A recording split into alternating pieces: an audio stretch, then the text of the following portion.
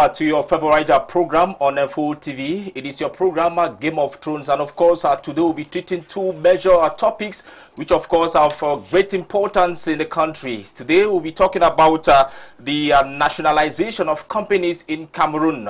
Just of recent we saw the outing of the president requesting the nationalization of NEO, which has been in a privatization for over 21 years or 20 years in Cameroon. That is since 2001 in the country. And of course, this new development has a lot of appreciations from various Cameroonians throughout the national territory. Today we'll be talking about this wonderful topic, and our panelists will deliberate exceptionally on this particular issue troubling the nation. And of course, aside that, we're going to talk about the opposition party leader, which of course is no more within the borders of Cameroon, Issa Churuma. Is he actually on a political retreat, or as we speak, is he actually taking a rest somewhere? These, of course, are the two major topics that we'll be treating in the course of this program. Of course, we have a full panelist. Of course, today there are four of them. And we'll start on my left. We have the communicator from the SDF opposition party in Cameroon. He's no other person than Chi Jodone. Good evening and welcome to the program. Good evening, dear brother. Good evening to my co-panelists, and good evening to our televiewers, the great family of the Social Democratic Front. Good evening. I want to use this opportunity to salute the entire Christian family. I'm talking particularly to that of the Catholic Church. And I want to extend the empathy, my empathy and that of the Social Democratic Front, to the Catholic Church, whose priests were recently kidnapped in the northwest region. And you know that it's just one among many.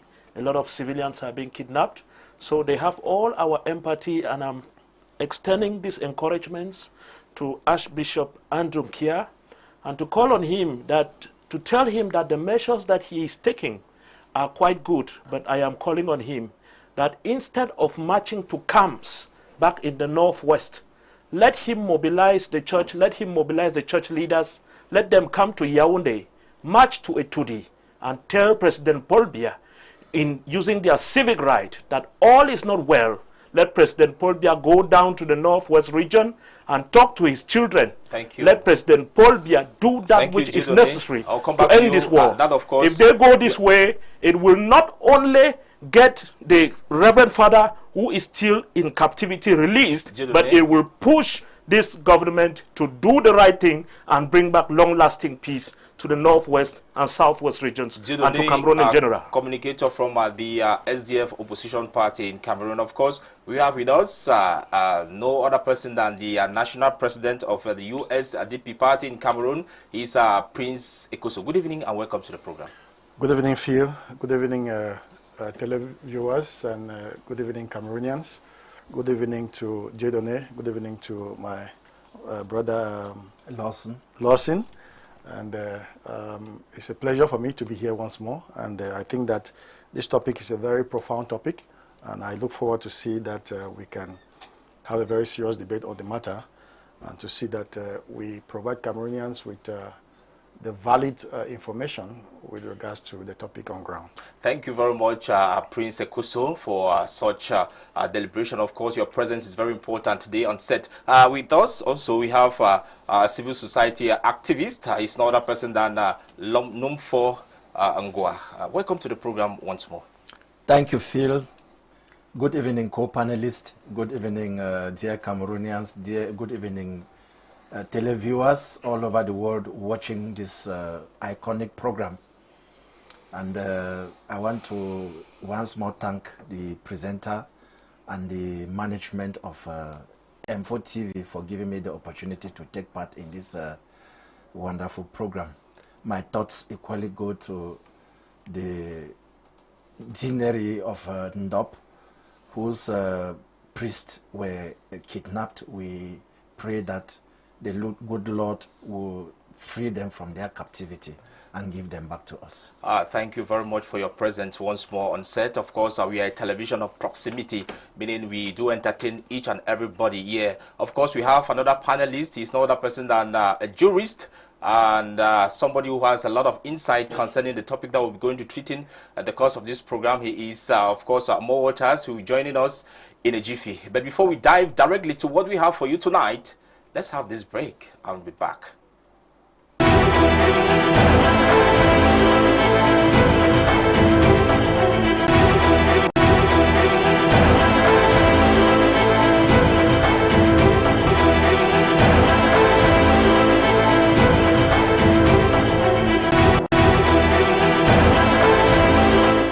Thanks for joining us. Of course, we'll dive directly to what we have for you as menu tonight, which of course is the nationalization of companies in Cameroon. Is it, of course, necessary for the country? This is what we'll be talking in the course of this program, and of course with a plethora of panelists and intellectuals who have an insight concerning this topic.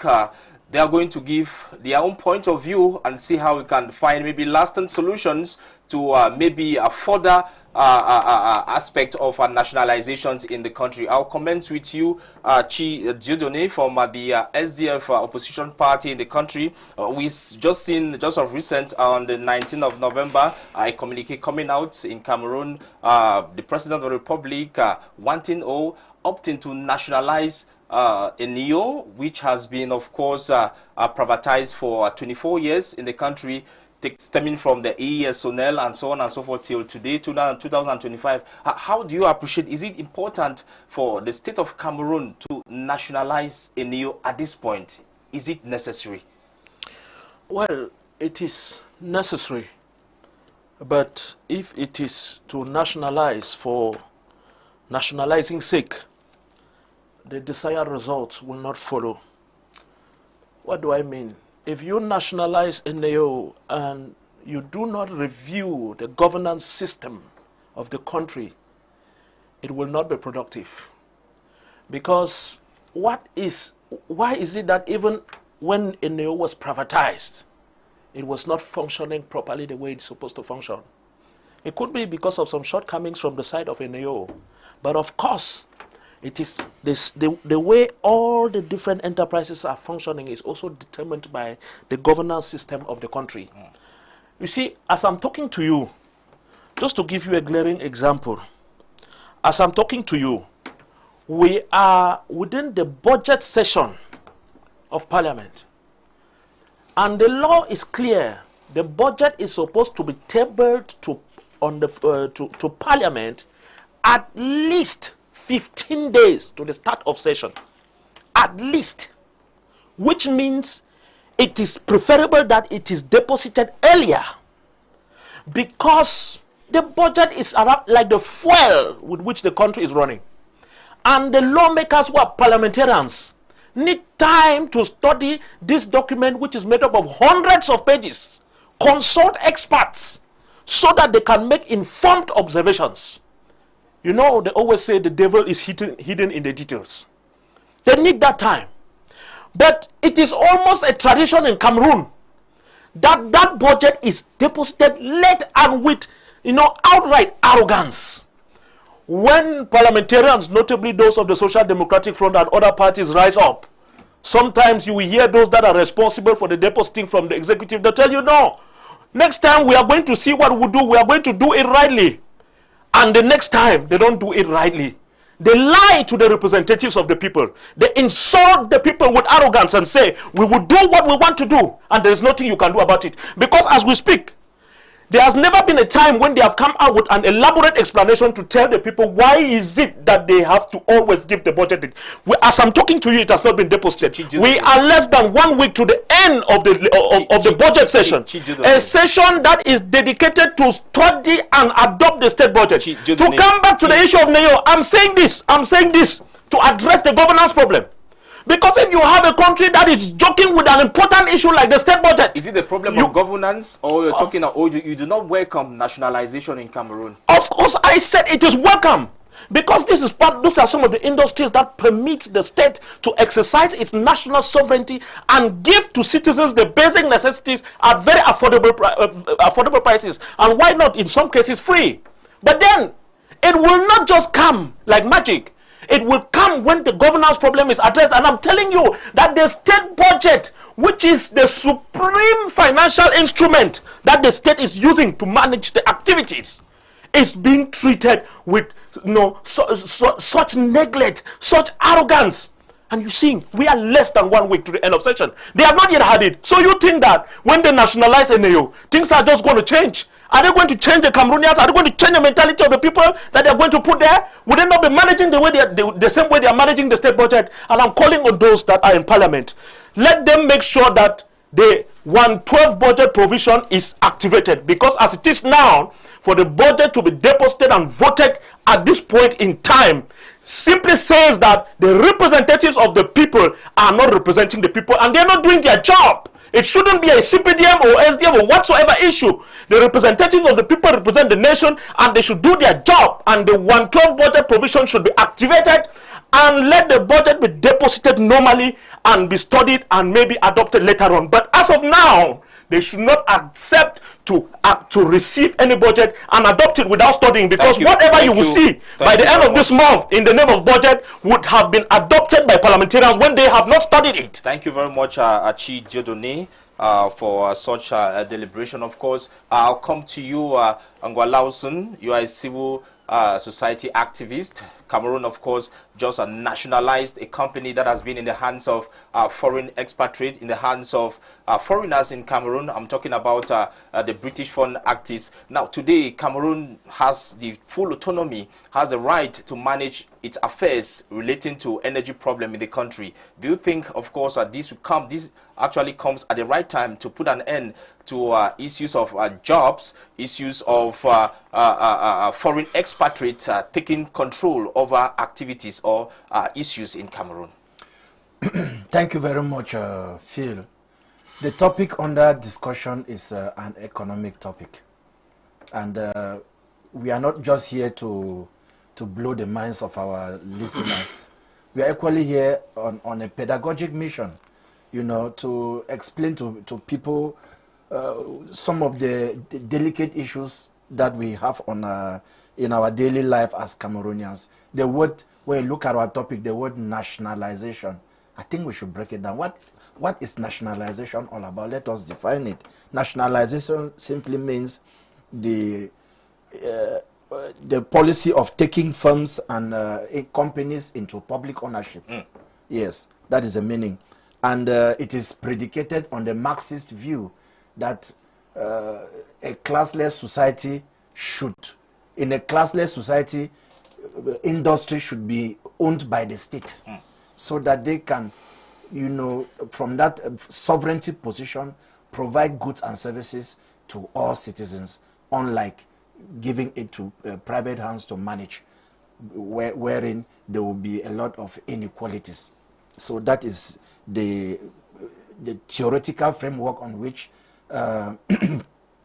nationalization is built. And the opposite of nationalization, of course, is privatization. Do you accept, do you welcome this initiative by the government of Cameroon? It is a good initiative, but it is, in the case of a new, to me, I see there is an aspect of it being like a poisoned chalice. Yes, we have taken over a new back, but we are taking a new over with 800 billion francs. It means that the actors... 800 billion francs as what? As debt. Actors saw that they could not pay 800 billion francs of debt that the company owed. So they quickly maybe saw their position, that they were in an untenable position. They quickly accepted to give up their shares to the Cameroon government so as to take the few things that they have and escape. The 800 billion francs... So they were shying away from their responsibility. Of course. And I understood that President Biya, seeing that this is a sovereignty corporation that supplies electricity, basic energy, basic, you know, services to the population. The president saw that it is worth the while taking back what the government had owned in the first place, you know, which was privatized in the mid-90s. In the mid-90s, 1994. Cameroon, of course, just nationalized this company, which, of course, is of great interest to Cameroonians, providing energy to households today. And recently, some people are saying that they have a lot of energy. The power outage or the blackouts have reduced recently. Do you think nationalizing this company is going to be a blessing to Cameroonians? It is going to be a blessing. It had always been a blessing. In the 60s and 70s, you remember, we used to talk of SNEC, we used to talk of Sonel, and so on and so forth. These companies were sovereign. They were sovereignty industries that the government of Cameroon handled without any foreign shares attached to it.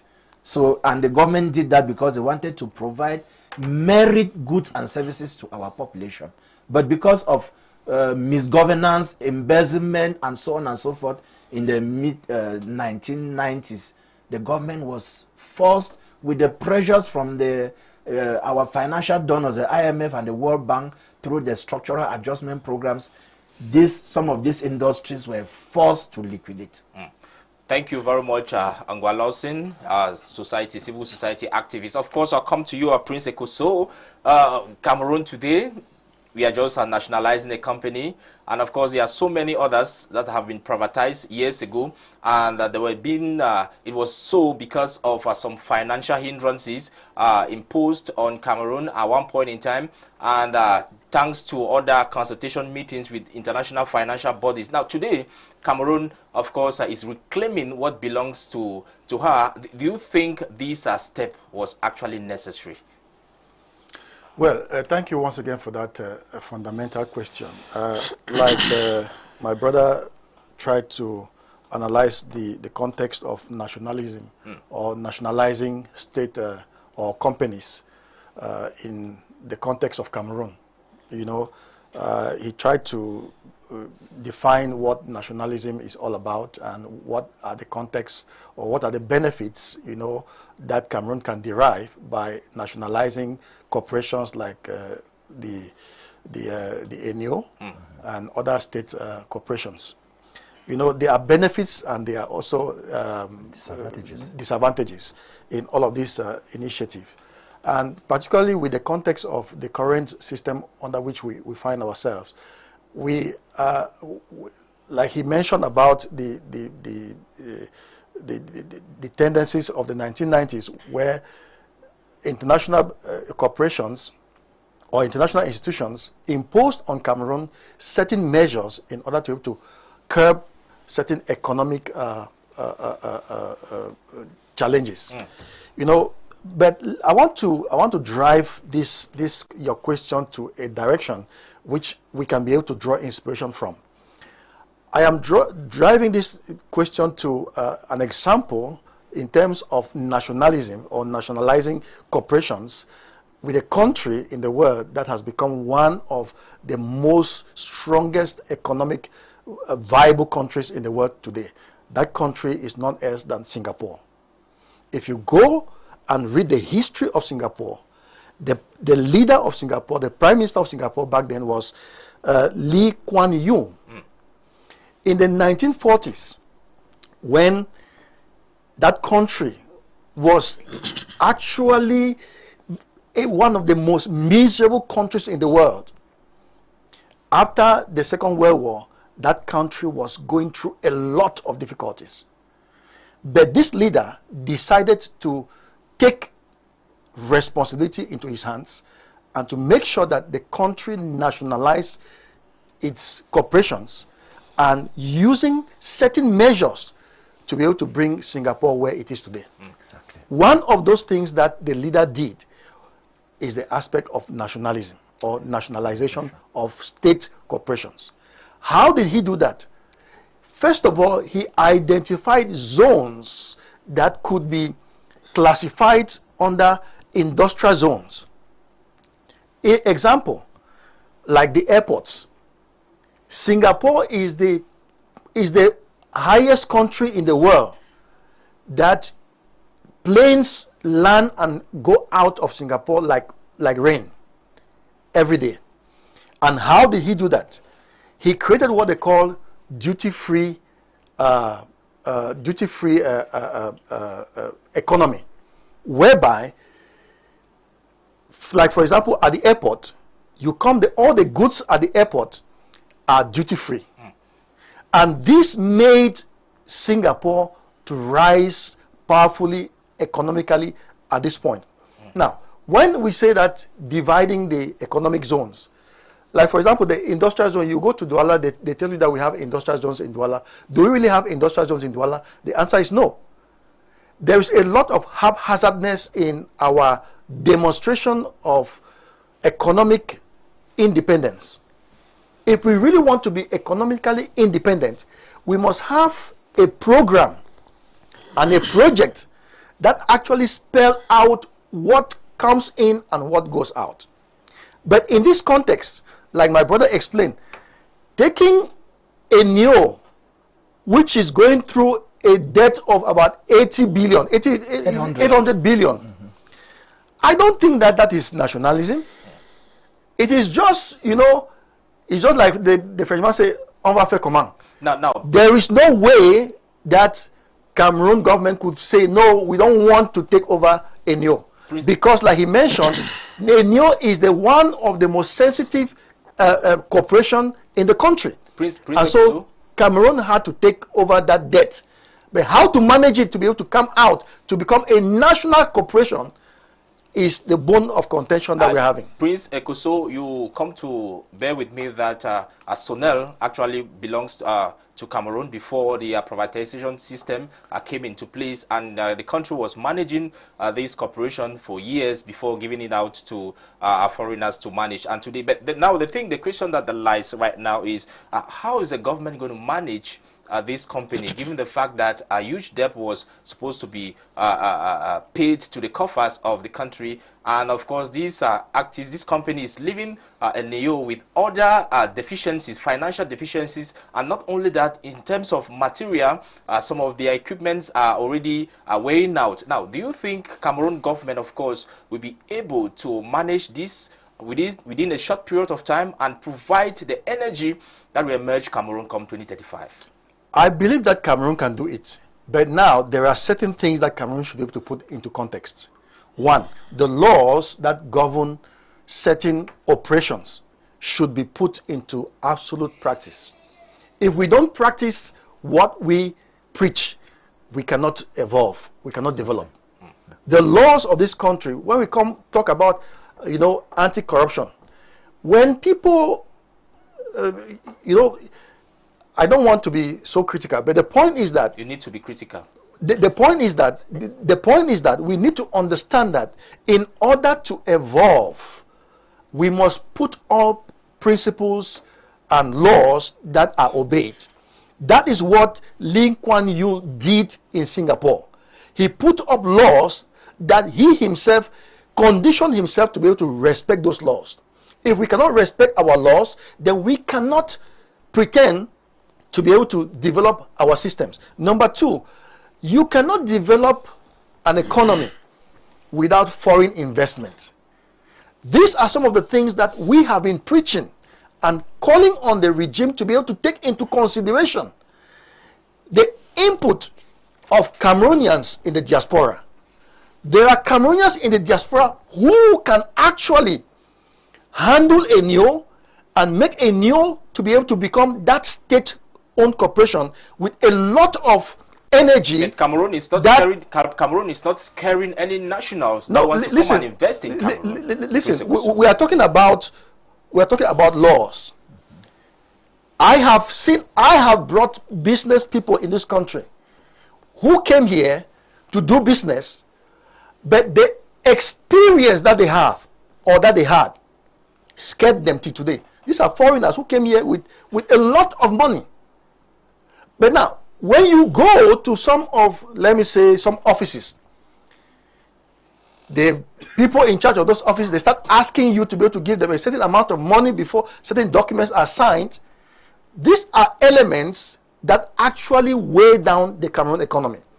Because those people who call themselves leaders of this country, now corruption. those people who call themselves leaders of this country don't see the country as their own. They see the country as if maybe it belongs to some other people. They are just passerby, and they have to take what belongs to them quickly. It's like maybe it's like the country is running somewhere, so they want to catch up with their own benefit before the country goes to the direction that they cannot control. So that is why we are saying that foreign investment is key in order for us to even nationalize our state corporation. And if we don't do that, and if we do it with dubious people, with dubious strategies, we will not be able to nationalize any state corporation and succeed in the management of those corporations. Prince Ekuso, of course, a president of a national political opposition party in Cameroon. I'll come to you, Dieudonné. Cameroon, of course, is getting towards an emergent towards a 2025 emergence program stemming from President Paul Biya, and it is no news that today these expatriates who are in Cameroon manning the activities of NAO ought to leave the country. Do you think the nation is prepared to manage this gigantic edifice or infrastructure in the country? Well, Cameroon is on the road of emergence on paper and through speeches. In practical reality, we are very far from there. I want to recall you, by the time I recall your question would have been answered. In the 90s, when the global economy was facing, there was a general global economic crisis, which was affecting the whole world. But Cameroon had a very important version of that crisis. It was the crisis of embezzlement and corruption. And up to today, when others were coming out of the global economic crisis, Cameroon stayed inside, and each time you hear the leaders speak, they tell you that we are suffering from the effects of the global crisis of the 90s. But take note that in... Are you saying this with fact or from your own personal initiative? Please let me speak. Take note that in 1998 and 1999, Cameroon emerged world champion of corruption, according to the Transparency International publications. World champion 2 times consecutively. What they lacked was the opportunity to become a pichichi, like we call in football, to come out 3 times on the step. Today we are still in a similar situation. I think the national chairman of the Social Democratic Front, Honorable Joshua Osi, on the floor of Parliament, was raising a preoccupation concerning this very electricity issue, saying that Cameroon is paying about 10 billion annually, whereas people are not consuming electricity. I am not privy to the response that the minister gave to that preoccupation. But if that preoccupation happens to be confirmed, you can imagine the bad state of our management. So to say that nationalization is good, there are companies that in principle are supposed to be controlled by the state because they are instruments of state sovereignty. They are instruments that the state has to make use of them to satisfy the people, that the people have the bare minimum at very affordable prices and in some cases free. But when you nationalize without addressing the governance problem, without addressing the management problem, then you would have just changed who is managing without actually resolving any problem. That is why today we have to, the Prince was saying, we have to address the governance problem in this country, starting with the issue of corruption. It is unheard of that as we are speaking today, since 1996, Article 66 of the Constitution, that requires people who manage public affairs to declare their assets. They have not done it. That is an aspect of the fundamental law of this nation concerning the proper management of our state resources. And people say they don't want to do it because they have so many things to hide away from Cameroonians. You think that this management is a management of NAO that will be transparent? Take note that new public management principles, one of the principles of new public management is transparency. But there is do things clearly. There is a committee. The problem... there is a committee that has been set aside by the head of state, President Paul Biya, to manage this. And in one of his speeches, or when he was making his address during his inauguration ceremony, he said he's going to intensify the fight against corruption. No, and I told you... Yes. This, of course, is in line with President Paul Biya's speech, and it is active. And today, since 1996, since 1996, in 2025, President Paul Biya should not be telling people that he will intensify. What do you put in intensify? When Article 66 of the Constitution is still there, begging for application. Have you ever understood why it has not been applied to today? Did they tell you that is because that article needed money for it to be applied? Let them apply Article 66 of the Constitution. It is the person who is going to be managing this NAO that has been nationalized today will have to declare his assets. He will have to sit up. We are going to apply new public management principles where an enterprise belongs actually to the state, but which is managed almost like a private company with the objective of attaining excellent results and making sure that the objectives that have been set by the state are actually attained. And to do that, you must put in place conditions, prerequisites to make sure that whosoever is sitting there is doing the job and nothing but the job, and let the people be satisfied.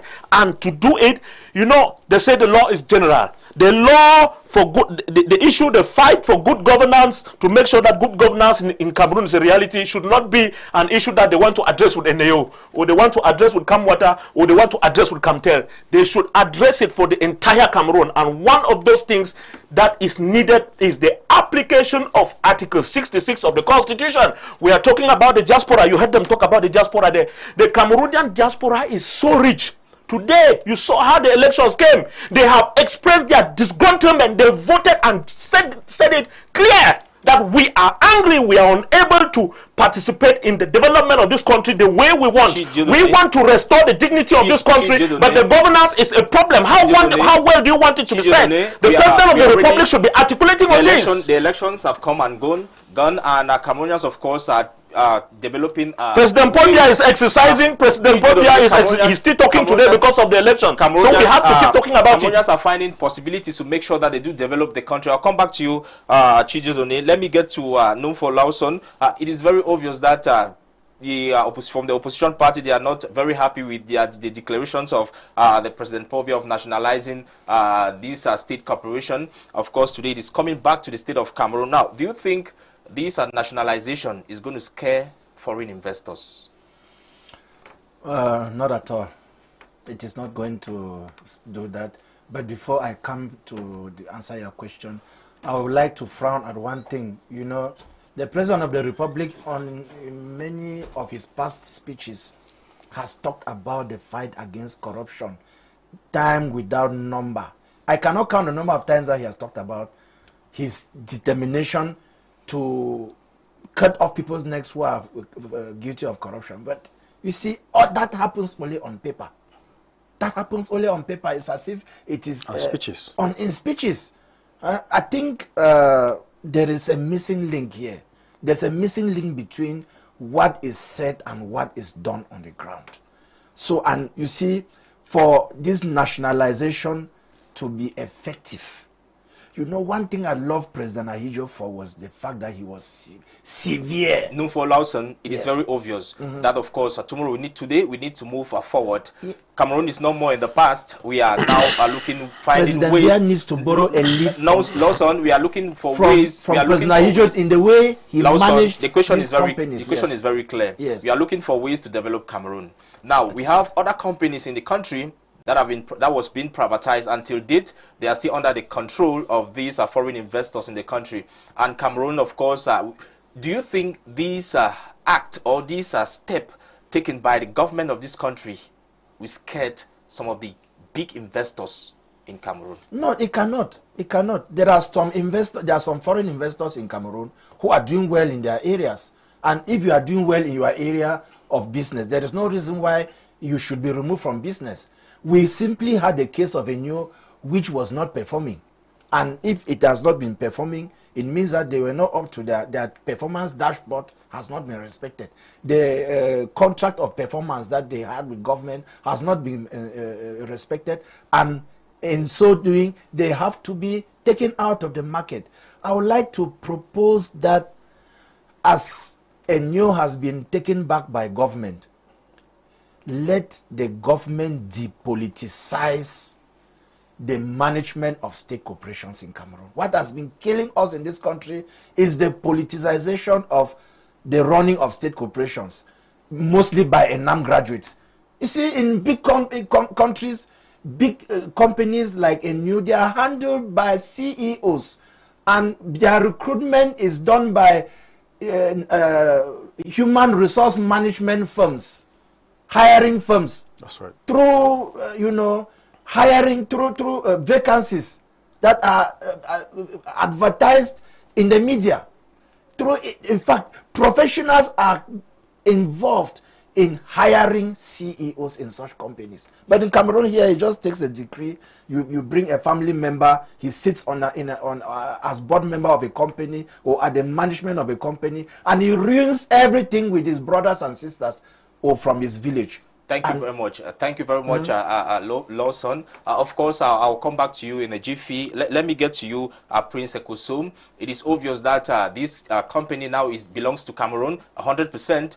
And President Paul Biya, in one of his speeches, I'll come back to it, says everything now Cameroonians needs to participate, put hands together in order to develop the country. Do you think that Cameroonians, those who are in the various polytechnics, advanced engineering schools in Cameroon, will be able to man the activities of NAO, given the fact that these jobs now, of course, Cameroonians want to be part and parcel in the development of the energy sector in Cameroon? Yeah, Phil, let me first of all underscore the fact that nationalism doesn't necessarily mean that you are driving away other investors. That is not the meaning of nationalization of state corporations. You must understand that in order for a country to grow, that country must have what we call partners. You have international partners and national partners in the economic development of that country. In the case of Cameroon, I will insist, while I was writing this point down, my brother on the other side was expressing the same idea. One of the fundamental issues of managing state corporation in this country is the lack of transparency and accountability. Does it go with... That should be very, very clear. Does it go in line with professional aptitude? That should be very, very clear. And when I make this statement, I link it up with what my brother just mentioned. When you want to create, a post of responsibility, for example, like a company like an ENEO, you don't sit down and sign a decree that Prince Ekoso is going to be the one to manage ENEO. That's not how... To make this state corporation to be functional, competitive, to have impact, you must go through the system of recruiting experts in the domain. That is it. You don't carry somebody who has no idea whatsoever in terms of management of technical issues like, for example, the ENEO, yes, or electricity, hydroelectricity power in Cameroon for that matter, because when you talk about hydroelectricity power, you are talking about a lot of technicalities. Now, when you carry somebody who just graduated from ENAM and he has been working at the presidency for 5 years and so on, and he's appointed as the Director General of ENEO, what are you expecting? That's the thing. You are banking on what are you expecting? We have Cameroonians in this country and out of this country who are expert in these domains. But this is the time for them to come and join hands together so that we proceed with development. Listen, my brother. Listen. I didn't come here to be able to make a show. I came here to express something which the country should be able to take it into consideration, and especially President Paul Biya.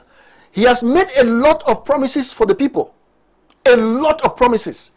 And this time around, he has narrowed those promises into two categories: the youths and women. Yes, I want to believe that he has taken into consideration the fact that there are many young people, dynamic, competent, to be able to run state corporations in this country, who are extremely competent and technical, like ENEO. And therefore, there is need for President Biya to be able to not rely on decrees, but rely on, you know, expertise. How do you get those expertise? People like some of us who come to the media from time to time have very varied information about what is going on in the country and how to be able to get the right people to be able to do whatsoever.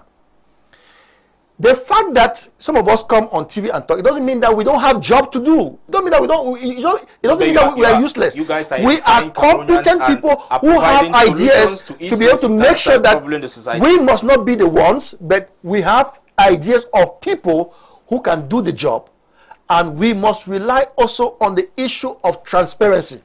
Exactly. We cannot have an institution that is in charge of fighting against corruption. But there is virtually, the last report that came out from CONAC was when? When was the last report? And how many people did they actually indict with regards to corruption in this country? We cannot keep on creating institutions which carries the taxpayers' money and there is virtually no result. No result. President Biya should be able to give us result in this his next 7 mandates, 7 years mandate, because it is paramount. Let me just conclude on this statement. It is paramount for him to be able to leave a country that is stable, that is peaceful, that is growing economically. He has given us a lot of promises, and I want to say that I believe him.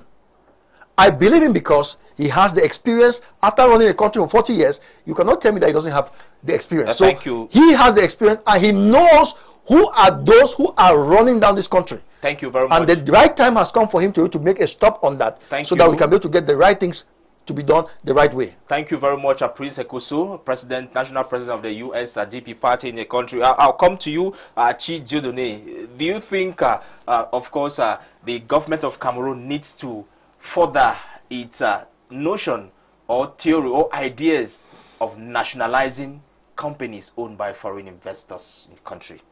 Further their notion in what way?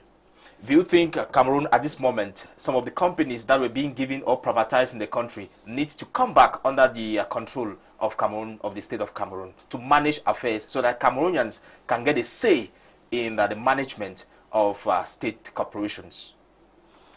Like I said, there are certain companies that are very, very important in the exercise of the state sovereignty, and it's but normal that we look to we have this perspective of nationalizing those companies. But the emergency right now is not the nationalization of the companies themselves. The emergency is address of the governance problem. Address the governance problem of Cameroon. But of course, Chidodone, you come to discover that this, of course, is a nationalist idea. Taking back companies that were being given due to financial constraints, they are coming back into Cameroon. It also means it's going to generate a lot of finance. Cameroonians, we have a say, and this, of course, people will not complain, saying that they are not taking part or benefiting from the national kick.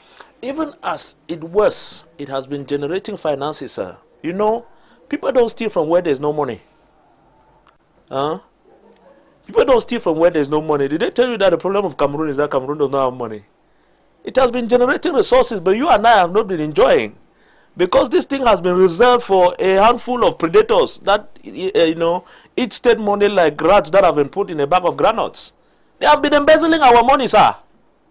They have been embezzling our money year in, year out. So you want foreign They have been creating institutions that are not functional. They are pointing it out to you. You want foreign investors to continue monopolizing the affairs, the economy of Cameroon? Do foreign investors have monopoly over the economy of Cameroon? Cameroon is supposed to establish a working partnership, a partnership that is effective between the private and the public sector. The private sector is not an enemy. The private sector should even push the government to work harder and meet standards. Like Prince was talking about Singapore. We should go faster than Singapore. Singapore achieved that so many years back. We have so many other attributes today. We have a diaspora that is so rich. I don't think Singapore had that diaspora before. Not at all. We are so much exposed to technology today. Singapore never had those opportunities. Can we go faster? The private sector should push us to go faster. That's why we're talking about new public management. New public management was that you put in together the principles of the classical management and the principle of management of private sector. Managing a business like an entrepreneur to make it productive, but now making sure that the objective of this business is to satisfy some state interest. That now you bring in now the classical principles of management of state institutions into the whole thing, and you make that you make that combination, and you have something great. Now, but we are not going there. We are not there yet. Let me just add something quickly with what Jodone is saying. I'll give you this example. Thailand today, Thailand was one of the poorest countries, just like Singapore. Thailand sent some experts to come and do research on how to plant palms. My late father was one of the state estate managers of the CDC. He worked with the CDC for all of his life. Okay? He was one of those people that left this country and went to Thailand to train the Thailandese on how to be able to grow palms. Yes. Today, as we speak, Thailand is producing one of the first-class palm oil in the world. That's it. They came here, or we sent people here to go and train them on how to grow palms. And we have the expertise. We left, my father was one of those people who left here and went to Thailand to train them on how to grow palms. But today, Thailand is producing world's greatest refined palm oil.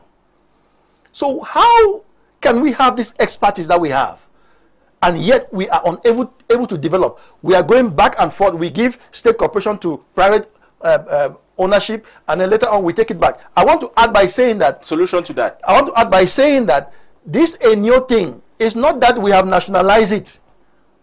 We have not nationalized Enyo. We just took it because of the debt, because the private owner said that he was unable to pay this debt. And so Cameroon could not say, okay, no, we abandon it in your hands.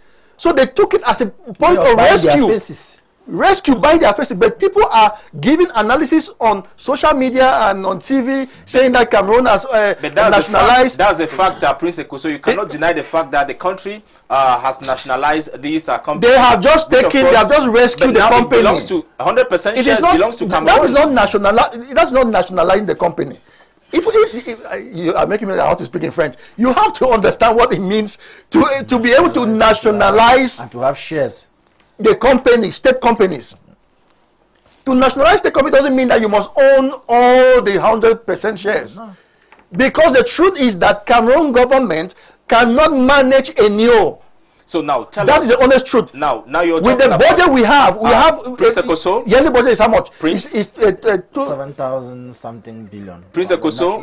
Our national budget is 7,000 billion. Prince Ekoso. How do you manage a Enyo that has a debt of 800 billion? Prince, you are telling Cameroonians, you are affirming, you are confirming that the nationalization process wasn't or isn't actually nationalization. That is not the process. That's what you're saying. That is not the process to nationalize state-owned companies. There are documents that do testify that the country, of course, do have the whole say or the final say when it concerns the running or they have rescued Enyo of Enyo in this country. They have rescued Enyo. They are not nationalizing. We are coming towards the end of to nationalize it. It means that you are taking control, and there are certain mechanisms as we are talking about to be able to make sure that state corporation function effectively. Are we going to have light in this country in such a way that we can be able to have industries like car manufacturing industries in this country? That is the question. That's an expectation, of course. That's the question. It is very obvious. Now, your last word, what do you want the nation to do or the government to do to make sure that these nationalization, or as the country has already acquired the majority of the shares, to make sure that Cameroonians do benefit from energy distribution throughout the national territory? One, get experts to manage these corporations. Get experts to manage the corporations. Number two, make sure that there is a lot of transparency on how these things are managed. That is it. You cannot get somebody who is managing a company and he's not answerable to the people. He's not answerable to the population.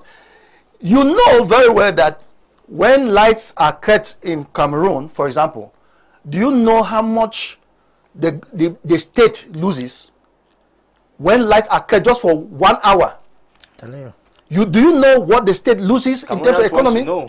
That is why I'm saying that if we have taken over a meal, which is a good thing, right, we should put in experts to manage the corporation, so that there was an announcement in this country. You have some few seconds. You have some few seconds because that we were going to have the first phase of this we were going to have car manufacturing plants in Douala. It is on the way. Right on the Prince, you have some few seconds. You are just kidding. You say on the way. Some few it means that you are the one deciding with President Biya. There are so many projects, of course, that consumes a lot. That project was supposed to have happened since 2017. That was the deadline. We are in 2025. And it is on aspirations the way. And you are telling me that you are telling Cameroon that it is on the way. Aspirations are not so there. So what we are saying is that they should put experts to manage those state corporations. There should be transparency. Any act of corruption should be hammered severely. Exactly. Thank you very much. So that thank you. Anybody who comes there should understand that this thing is not it's not a family thing. Thank you very much. It is a national thing. Thank you very much, Prince Ekoso, for such an elaboration. Of course, we are getting close to the end of the first phase of this program. I'll come to you, Lawson Ngwa, Nomfo. Tell us your last word towards this direction, nationalization of this company. Cameroon now do have the full say or the final say in the when we talk about management of this company. Tell us, what do you expect the government to do, or those who are about to manage this company, what are you expecting from them in the course of their management? My way forward, in addition to what my brother has said so elaborately, I don't need to come back to it. Must you buy it? Of course, if the points are good, I should buy them. Right on. They are very good. And in addition to what he has said, I am proposing that most of the companies that were liquidated in the 1990s illegally, they should be recapitalized, especially those industries, those companies that supplied goods and services, important goods and services to the population. We have companies like Wada, Sutuk, Fogape. These are companies that that were out there. Fogap was there to finance small and medium-sized enterprises, which create jobs and create wealth on a daily basis. So all these companies were closed. Capme, Mideviv, all the agricultural companies in this country, the government should recapitalize them and then, subsidize them. Agriculture in Europe and in the Western Hemisphere is highly subsidized, and that is why they produce excess and send to us. The government should recapitalize all the agricultural industries so that our food production should be stepped up, and we should be able to fit into the import substitution. The government cannot be talking about import substitution, and we are still importing from outside because we cannot produce. Thank you very much, Lawson Ngwa, for such an elaboration. Of course, your last word towards the end of this program, Chidjodone. Any advice to the management that's manning position to take control or to manage the affairs of the companies in the country, most especially a new that has been been nationalized? One word: address the global governance problem that Cameroon is facing. Address the issue of governance globally, because if you want to go sectorial, you will not do anything. Because take it or leave it. Somebody who is corrupt cannot cause another person to act rightly. If we want to achieve results, good governance should be our motto, and it should be seen as such. It should not be said. It should be seen as such. Thank you very much. Good governance must be our motto. That is coming from the communicator from the SDF party, opposition party in Cameroon, Chidjodone. Thank you very much for being there with us. Of course, we are diverting towards the second segment of this program, which of course is going to be talking about Issa Chiruma. Is he on a political retreat, or is he developing strategies to come back in power? Thank you very much. Let's have this break, and we'll continue to give you an insight of this topic. We'll be back in a moment.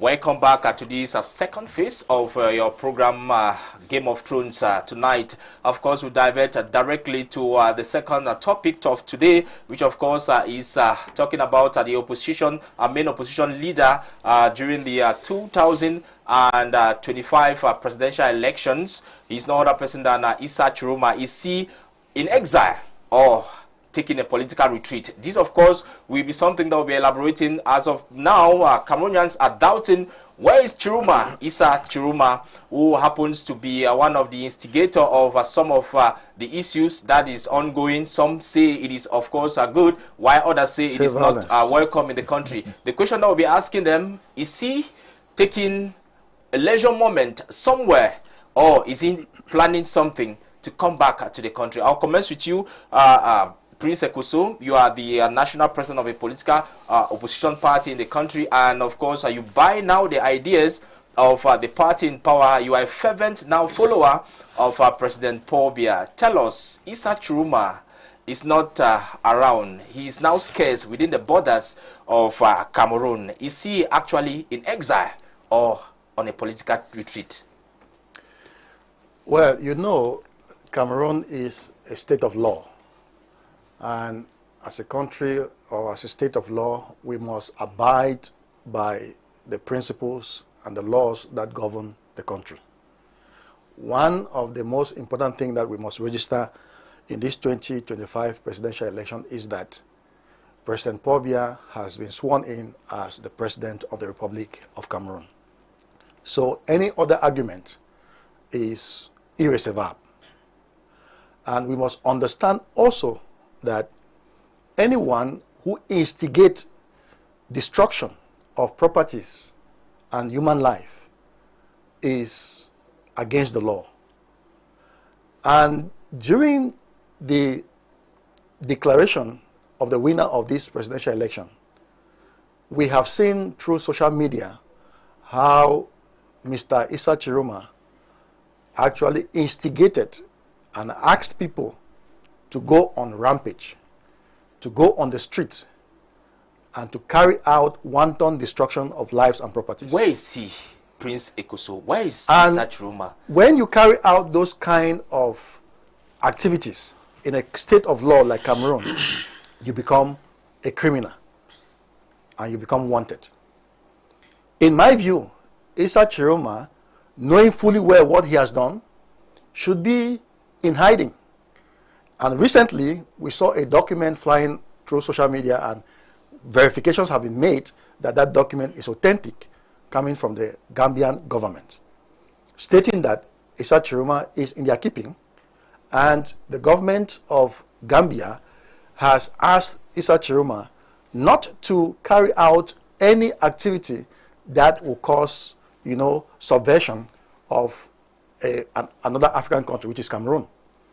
And therefore, we are now aware publicly and officially that Issa Chiroma is a refugee in the Republic of the Gambia.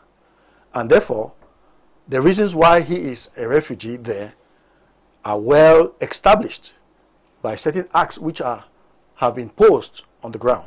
And that is why it is important for us to know, Cameroon should know that. And I want to say something which you mentioned. You say he is the main opposition leader during the presidential election. He was a candidate. He was not. He's not the main opposition leader. That should be clear. And that party is not the main opposition party in Cameroon. That should be clear. Thank you very much. So these are the things that you journalists should be able to adjust in your communication language.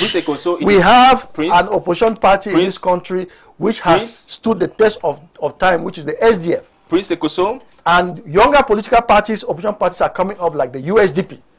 So you cannot call somebody who is a truant and a runaway politician who has caused the destruction of lives and property and who is hiding somewhere as a main opposition leader in this country. Prince Ekoso, it is very obvious that the Gambia is highly recognized of this particular phrase, the smiling coast of Africa. And when you look at the political parcours of that country since the 1981 right up to 1992, right up to even the early 2016 to 2017, they had had series of political crises. And of course, one of their president was ousted out of power after the presidential election, was ousted out of power by the military. And today we see Issa Chiroma is taking refuge in this country. What is he planning? Issa Chiroma has no plan. That should be very clear to Cameroonians. Issa Chiroma has no plan. The fact that he's in the Gambia, and the Gambia has a history of toppling a president through military coup, does not translate the same idea or the same ideas to the context in Cameroon.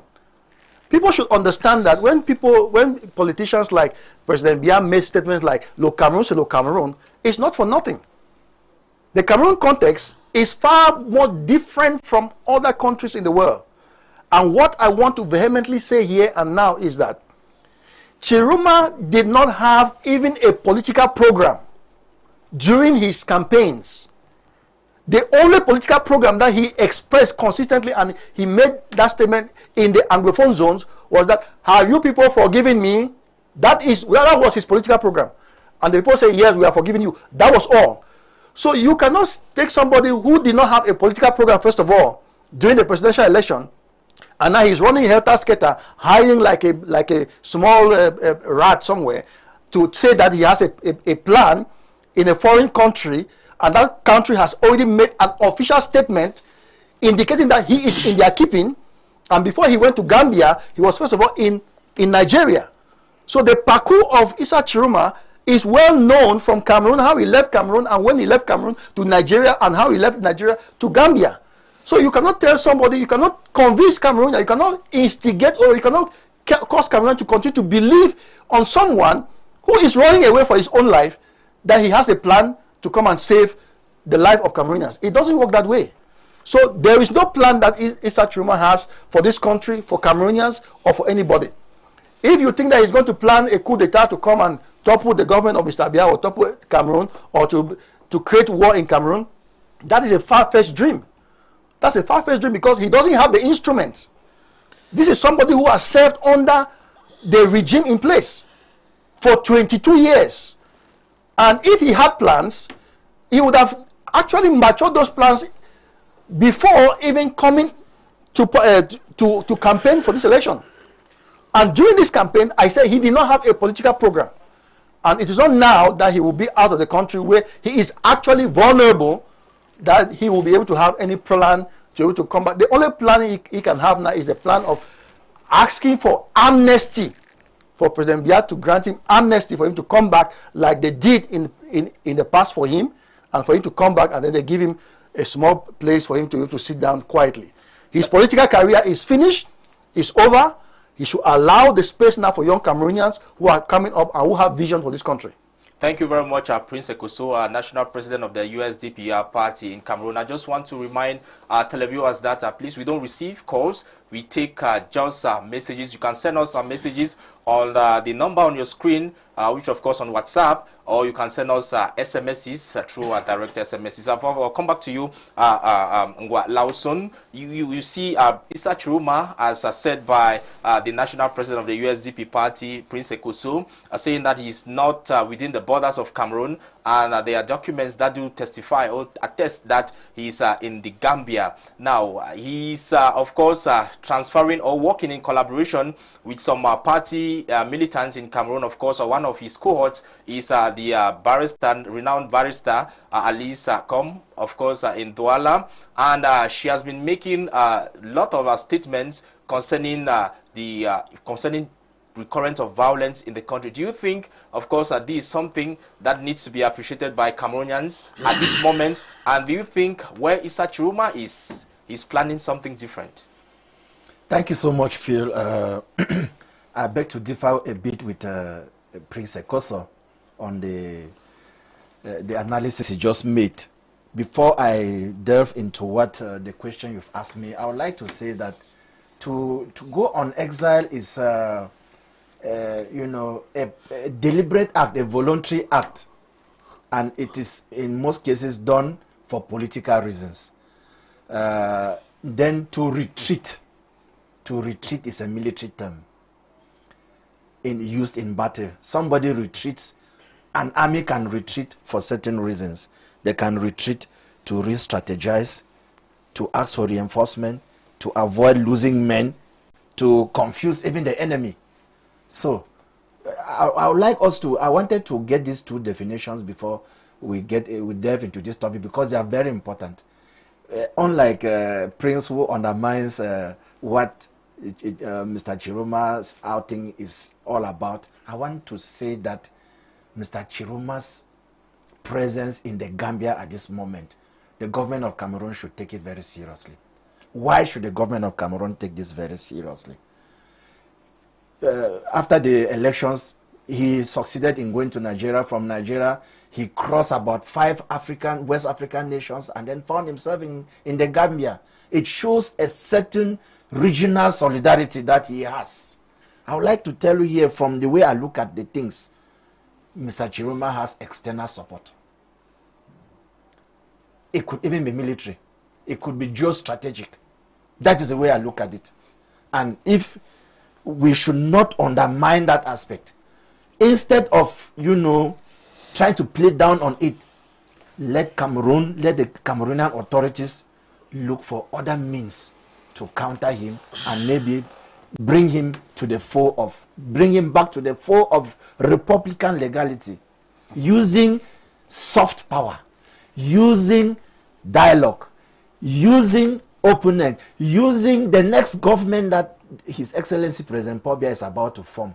That government could make, it is going to make Omar. That government can make Omar.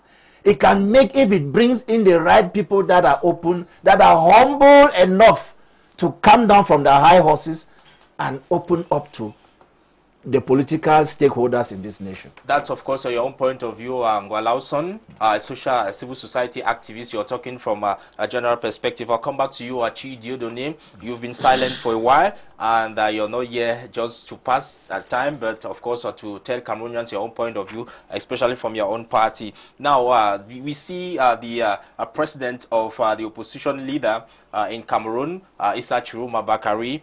Is he actually within the borders, as the Prince Ekoso just said? He is not the leader of opposition. He's correct that statement. Prince Ekoso, he is not the leader of opposition.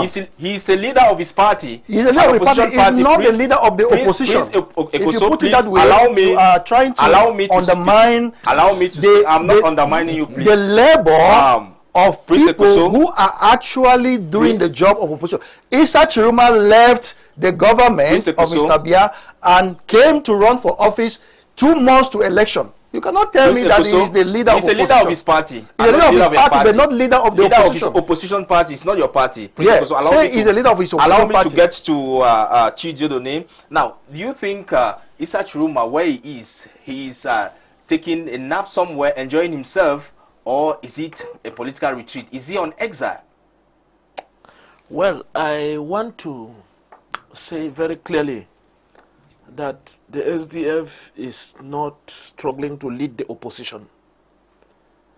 The SDF is struggling to fulfill the aspirations of Cameroonians and most ultimately come to power. So the issue at hand is bigger than what you call opposition, and it's even bigger than Chiroma. For someone to come out of a government in 2 months or less and have the support that he had should inform the people who are ruling that all is not well. In fact, it is terribly bad. And the head of state said, he mentioned in his speech that I understand your frustrations. He didn't say understand your expectation to be politically correct. He said, I understand your frustration. It's a very emotional word.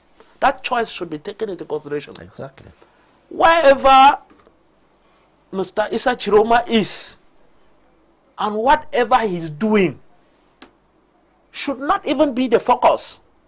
The focus should be the message that Cameroonians passed through the ballot box. I must be very candid with you that a lot of Cameroonians even voted for him without believing in him.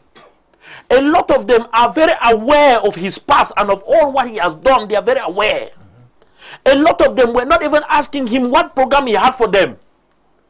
But the frustration that Cameroonians have been going through, they saw him as that person that will be able to help them get rid of the status quo. Not even because they love him. Now, President Paul Biya, and I've told you, since Albert Zongang made his declarations, because at first people were talking and they thought that they were making speculations. Since Albert Zongang made his declarations and said, I stole elections, I led the team that stole elections in 1992 and gave President Paul Biya, and no small finger from the CPDM has ever rose against him. Since that day, I conclude, and I'm saying it here, and President Paul Biya cannot deny it, since he's not disturbing Zongang, that President Paul Biya cannot deny being a beneficiary of stolen victories. And if you are a beneficiary, please let me finish. Please. If you are a beneficiary of stolen victories, is your declaration founded? I've just told you, go and ask, why have they not asked Zongang to come and prove his declarations? You only want to know whether my own is founded. Did you ask Zongang whether his own was founded? Have you asked the state authorities to hold Zongang and ask him to bring proof of his declarations? You know the role that Zongang played in 1992, the position he was occupying in the CPDM. Do you hear the number of people Zongang cited, and some of them who are still living up to today, and some who are silent? Did you hear the declarations of this very Chiroma concerning the events of 1992? If the party is silent, if the party is silent, it is because the party does not want to pay attention to information that are not real, maybe. Which information that is not real? Which information that is not real? Why is it that some people are being held today because they came out to protest, or because they said somebody else won the election? If people are saying that somebody else who is not President Paul Biya won the election, and they catch them and put in jail, why is it that they did not catch somebody who says, I stole and gave President Paul Biya to protect the legitimacy of President Paul Biya? Let President Paul Biya say, no, I won my elections. How can you say you stole it and gave me? I won it, so you are telling a lie. Why are they not doing that to Zongang, sir?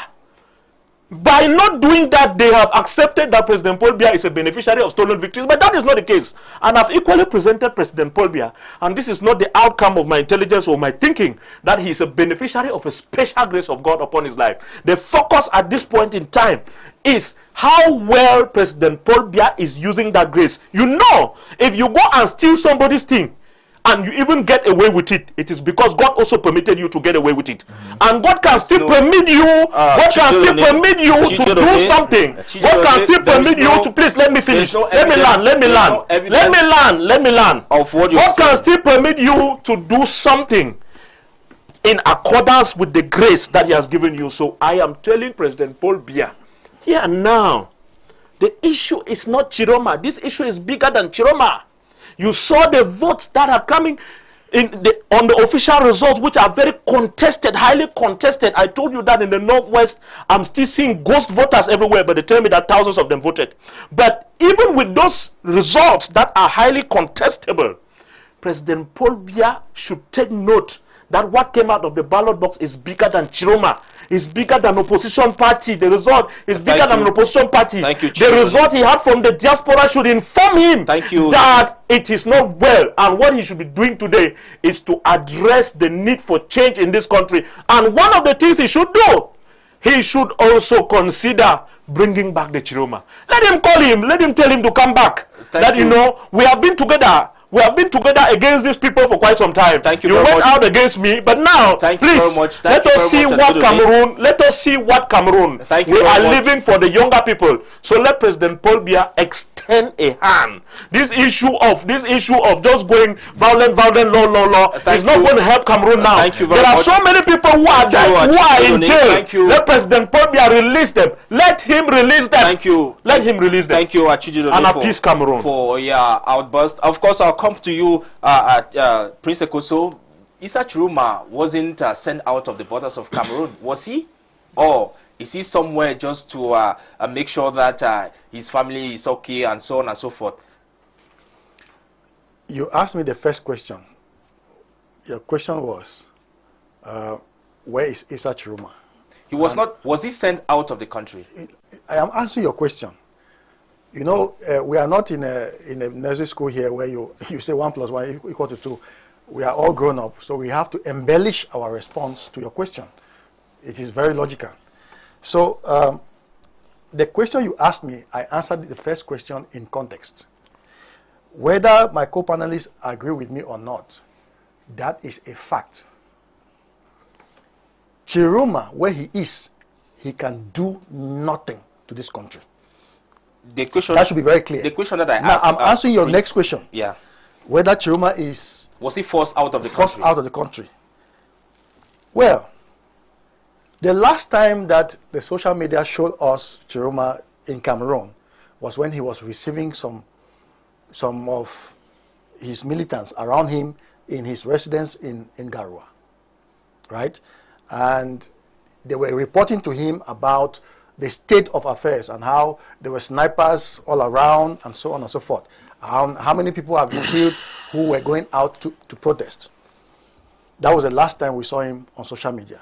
Since that day, we have seen him now in very, very questionable pictures and videos, where even his countenance is really, really questionable. He looks sick, he looks tired, he looks frail. And those images shows that he was not in Cameroon.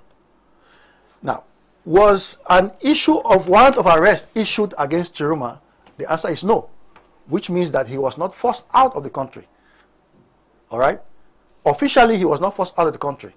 So when in my view, when he heard that some people who went out to protest according to his demands, some were killed, and some were arrested, and there were snipers all over his building, maybe he got afraid of his life.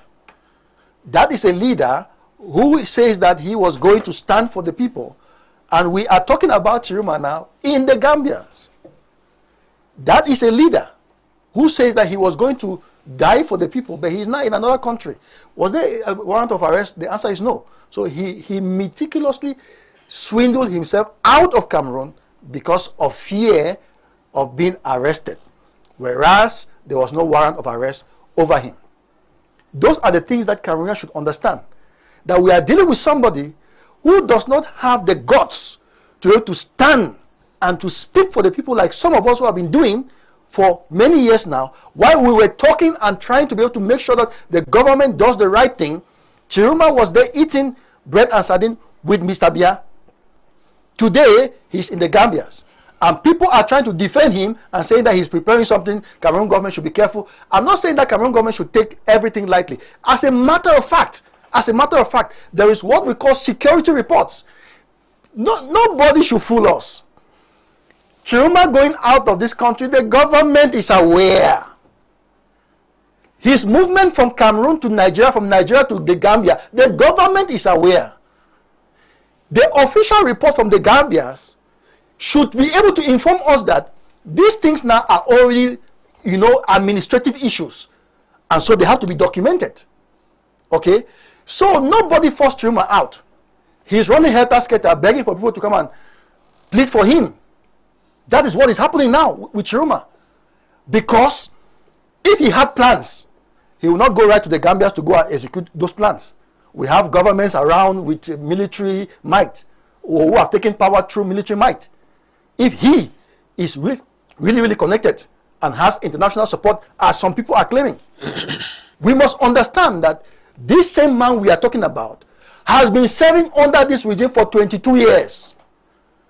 And you cannot serve under your master, and you come up all of a sudden and you say you want to destroy that master, or destroy the circumstances that led to you eating bread and sardine with him. Thank you. It cannot work that way. Thank you very much. He cannot destroy this country. He himself said when Kamto was agitating in 2018, he came out and said, Kamto cannot put this country into flames. And if Kamto cannot put the country into flames, Chiroma cannot put the country into flames. That should be understood by Cameroonians and by him, Chiroma, wherever he finds himself at this point in time. Thank you very much, Prince Ekoso. I'll come to you, Ngwa Lawson. You see that presently he's been making a lot of statements outside, calling on Cameroonians to witness sit down or ghost towns and so on and so forth. Do you think where he is, he's been backed up by some foreign powers? I may not have proof, but from all intents and purposes, when you look at the body language, you look at the people surrounding him, his interactions, everything proves to. But he's a living being, and he's an intellectual. He has the possibility or the right. And he has his mouth to make whatsoever declarations he wants. Yes, remember that. Remember that his experience as a minister in Cameroon for 20 years, especially as a communication minister, enabled him to have a lot of geopolitical contacts with people. Mr. Chiruma is highly connected because he was communication minister for 10 years. So he has a lot of friends, he has a lot of connections, and those things now are speaking for him. I am not for the fact that this country should be destabilized. We are looking at the things, the issue on the ground. What should we do? You see, when the Anglophone crisis started in 2016, he made statements that was a crisis. I just want to say that many people are trying to undermine his presence out, just as we undermined the Anglophone crisis when it started. This thing is not a small thing. It is not a joking matter. I want to say something. We should not go out of this studio with the impression that Chiruma has become the almighty of this country. Please, you get the point. Because I will want to remind us that there was somebody who rose up in this country called, may his soul rest in peace, John Frundi. He had all the support from the entire world. Okay? But he did not destabilize the country. So don't tell me that Chiruma, being Minister of Communication for 10 years, he has become omnipresent, omniscience to be able to destabilize the country. The intention of Chiruma and from all his cohorts now is to make sure that there is a lot of destabilization in the country. That is our fear. He doesn't have that stamina. He does not have that stamina. I am saying it. And I will say it tomorrow. Because when he will be brought back to this country, you people will agree with me that what I'm saying is right. He does not have the capacity. If he had the capacity, he will not be in the Gambias today. That should be understood. Don't give people the impression that Chiruma is going to... People become scared. People become afraid that the country... Because today about 5 people asked me, Mr. President, how do you see the country? How do you see Yaoundé today? Is Yaoundé alive? People still have that impression that Chiruma will come and say something that will create people some sickos and all of that. The earlier we stop this migmaroing, the better for our country and for the future. We are talking about the future. He mentioned that what has happened during this election is bigger than opposition, is bigger than Chiruma, is bigger than even President Pobia. So we must be mindful of what we say in public, because we are communicating to the people, and the people are the ones who make many decisions about this country. You have the floor. Okay, thank you, Phil. What I was saying is, I was not trying to justify Chiruma's actions. We are looking at the situation on the ground and the implications that could have on national security. And we are trying, as patriots, we are all patriots here. We are out here to analyze the situation and see how we can counteract an event that can put social order in Cameroon to question. And we are saying, there's an English proverb which says that he who fights and runs away will still live to fight again. Mr. Chiruma is a very wise person.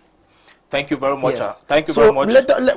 We cannot be silent to the antics that he is using. He is using them, and instead of trying to use force, instead of trying to deny the fact or using force, I think that the best solution for the government of my country is to come down from its high horse.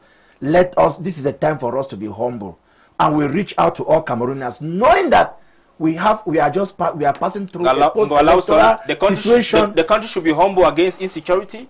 No, our leaders should be humble and open up to all Cameroonians so that we can have a national dialogue. Chiroma is not the only He is not the only one. So we are not only talking about him. We cannot condition the country to focus on Chiroma. So many other forces. There are so many other forces that are pulling our nation behind. We cannot focus on Chiroma. There is the economy to be fixed. Thank you. And all of those things can only be so. Chiroma has proven to us that he cannot be a leader to confront this. We should not make a fixation on Mr. Chiroma. We have so many problems that are even bigger than Chiroma. He should not be a subject that we're talking and making people to be afraid that he's going to create some kind of. No, he is a potential danger. Let me get some of the reactions. He's a potential danger. If the government did not want Chiroma to leave this country, he wouldn't have left the country. Cameroon is not like if the government did not want Chiroma to go out of this country, he would not have left. Cameroon is not like a powder cake that if care is not handled, the slightest spark of fire can set our nation. Please, let's get some of the reactions of Cameroonians. Of course, this somebody writing from Maroam. Good evening. I am Umaru. I love your program. It's very beautiful. Thank you very much. Keep it up. I just want to let Cameroonians or the panelists understand that we don't want problem in Cameroon. All we want is peace and transparency. From Marwa. Of course, we have another person writing us from Bafusam. She's saying, she's Evelyn. She's saying, thank you very much for such a wonderful platform. You guys are doing a marvelous job. I love your program. I do watch it on daily basis. But what we want concerning the presence of Issa Chiroma, we don't want problems in Cameroon. All we want is national unity. They should respect the various political parties in the country. Every voice have a say in the development of Cameroon. That we continue with, there are so many of them, a lot of messages, but of course we are getting towards the end of this program. Good evening, dear panelists. Thank you very much for such an elaboration. You guys are making me feel as a Cameroonian, and all we want in Cameroon is peace. The elections have come and gone. And what we need to do at this moment is to make sure that we promote national unity and living together. That's somebody, of course, a no name. The messages are a lot of them. Come back to you, Chijodo name. When you hear the both panelists are talking, do you think the presence of Issa Chiroma out of the borders of Cameroon is a threat? Whether it is a threat or not is not my issue of focus. What I'm saying, and I want to pick up from where my senior man ended. Let President Paul Biya make good use of the grace of God upon his life and appease Cameroon. He has ruled for 43 years and he has seen the Cameroon that he is about to leave. He has the opportunity to set that foundation, to be a main actor, and it is only the product of grace. With my hand on the heart, I'm calling on him as a father. Embrace humility, embrace love, and embrace that God that you mentioned twice during your inaugural speech. Call on him and bring Cameroonians together. Thank you very much. And to end it, please, I want to say once more the call of the Social Democratic Front for the release of the priest that is being held hostage. And to call on the Catholic Church to call on Archbishop Kia to orientate his energy towards a 2D that caused the problem towards a 2D where the solution will also come from. Thank you very much, Tijone, for your wonderful participation. Thank you very much, Prince Ekoso, for such a wonderful edification to Cameroonians.